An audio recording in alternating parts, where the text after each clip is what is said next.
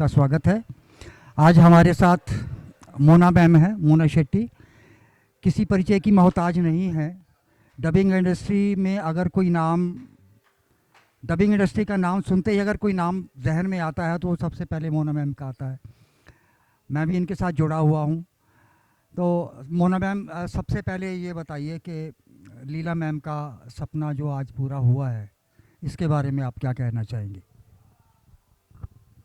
ये I think हम सबके लिए आज बहुत बड़ा दिन है, क्योंकि जो हम बहुत साल से सोच रहे थे कि क्या हम सिर्फ डबिंग करेंगे या कभी फिल्म भी बनाएंगे, उस सपने को प्रदीप ने फाइनली साकार किया।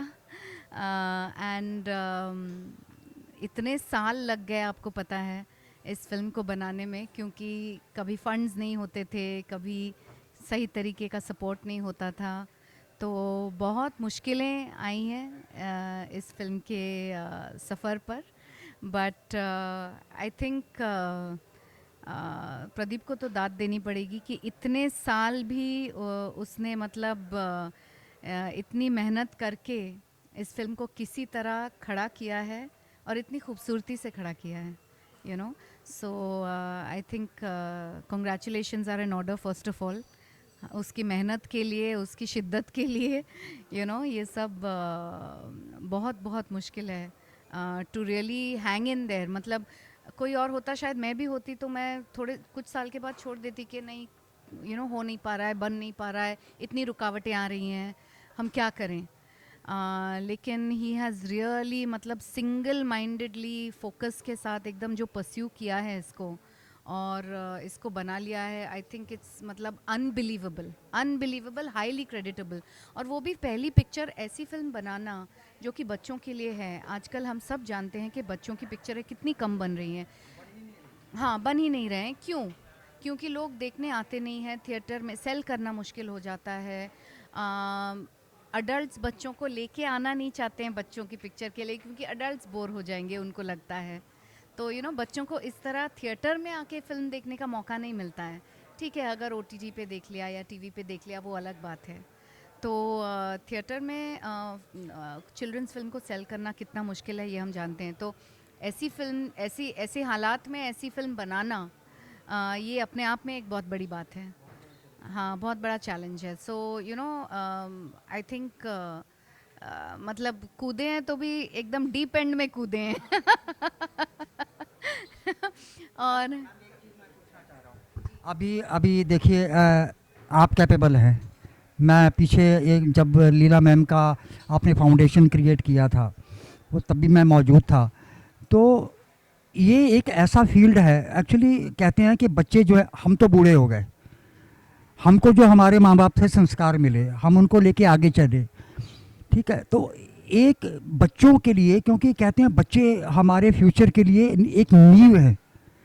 तो हमारे बच्चे क्या सोचते हैं, बजाय इसके कि उनको हम अपने घर में ये नहीं करना, वो नहीं करना, ये चीज़ सही नहीं है, ये गलत है। तो बच्चों का जो एक, जो वल्नरेबिलिटी है, जो उसको अगर अनकैश किया जाए तो इसके लिए क्या कुछ नहीं हो सकता। क्योंकि बड़ी क्लियर कट बात है, आज हम इन्हीं के लिए तो कर रहे हैं। तो हम कुछ ऐसा करें कि जब हमारे बच्चे बड़े हों तो वो अपने बच्चों को बोल सके कि हाँ, हमारे लिए कुछ किया गया, अब हमारी बारी है कुछ करने की। इस बारे में आप कुछ, हमारी तरफ से कुछ ऐसा इनिशिएटिव लिया जा सकता है? ज़रूर। पहली बात तो जो फिल्म हमने ऑलरेडी बनाया है, इसको तो पहले कहाँ तक पहुँचाया जा सकता है, जितने बच्चों तक ये पहुँचाया जा सकता है, इसे पहले पहुँचाना होगा। क्योंकि जो इतने साल लेके जो बनाया है इन्होंने, उसको पहले अच्छी तरह से डिस्ट्रीब्यूट किया जाए, बच्चों तक पहुँचाया जाए, ताकि मैक्सिमम बच्चे इसे देख सके, इसे अप्रिशिएट कर सके। अलग अलग कल्चर्स में अगर ये इस फिल्म को हम ले जा सकें, ये अपने आप में एक जीत होगी, आई थिंक। तो ये तो पहला स्टेप है। उसके बाद इससे मौकाएं क्या आएंगी और क्या मतलब हम कर सकते हैं, ये देखना होगा। बट लीला घोष फाउंडेशन की तरफ से तो हम पूरी तरह चाहते हैं कि जहाँ जहाँ इस तरह के गैप्स हैं, जहाँ पे हम कुछ कंट्रीब्यूट कर सकते हैं और कुछ मदद कर सकते हैं, जितना हो सके हम करें। क्यों? सपना तो लीला मैम का ही है। ठीक है, हालांकि मैं बहुत कम टाइम से मैं मेरी ये बदनसीबी है कि मैं उनसे 1 to 1 मुलाकात उनसे मेरी नहीं हो पाई, लेकिन आप में उनकी झलक मिलती है।